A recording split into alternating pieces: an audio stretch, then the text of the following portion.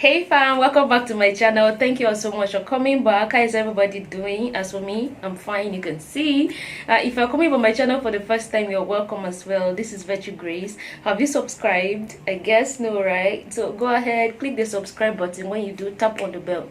That way YouTube will notify you each time I upload new videos or do a live stream. So go ahead and subscribe. Thank you so much for subscribing. I also want to say thank you to every one of you for the donations you've made to my fundraiser. Thank you so much. We are at $620. That's no small amount. Thank you. But if you've not donated, I would like to still make a donation. Go ahead, click on the link in the description box down below to make your donation. Thank you again.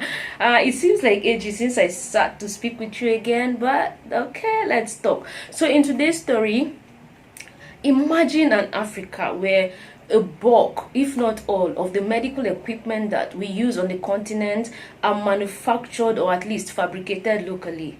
I mean, that will go a long way to save the huge cost that is expended annually to import equipment and also create jobs for our people. I know some of you might argue that, well, even the importation creates job for, individuals and corporations that import these medical equipment and sell.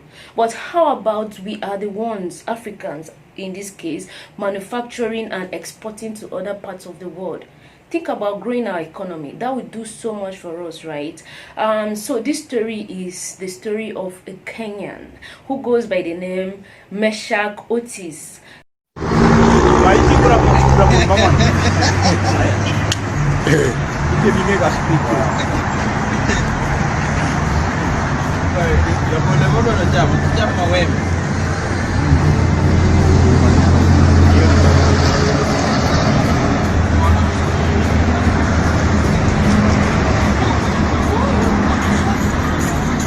He has fabricated beautiful looking and presumably comfortable hospital beds that could be used to cushion the effect of lack of hospital beds across the health facilities on the continent. I mean, we all know that our healthcare system on the continent is ailing. That's the fact. And one thing that always stands out is the lack of basic equipment to cater to the health needs of our people, like hospital beds. We often see pictures of people admitted on the floors in hospitals and all. An internet source revealed that African countries depend largely on imported medical equipment and supplies, which were valued just a little above 3.2 billion US dollars in the year 2010.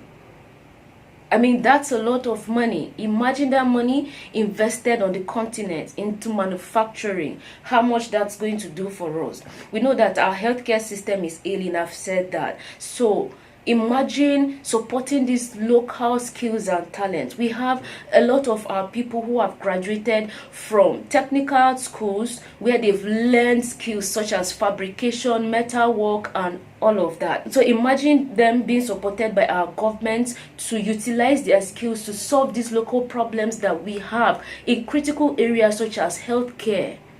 I mean, this is very important. People like Meshack abound on the continent. This is one individual who has taken the initiative to harness his skills in the midst of glaring healthcare needs in order to meet this need. So how about our government supporting him?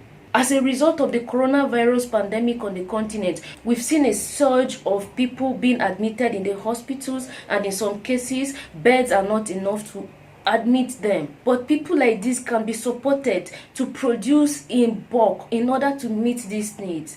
And we talk about our primary healthcare facilities. They are the most pathetic and in most deplorable conditions. When you go to the rural areas where the health facilities are, usually they are the first point of call for our people in the rural areas. When they turn out to these facilities, sometimes they are denied admissions on the grounds of inadequate medical equipment such as beds, of course, and sometimes inadequate staff to cater to them. So sometimes they have to go back home and come as OPD patients even when they ought to be admitted in the hospital to be taken care of in the hospital.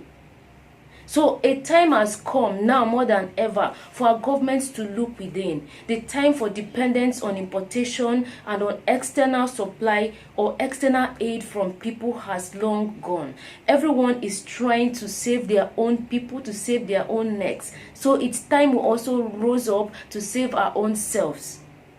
Let's support our people who have demonstrated creative and technical ingenuity. I mean, the COVID-19 has done so much to nurture the creative and technical ingenuity in us. Let's harness it. People like Meshakaotis need all the support they can get.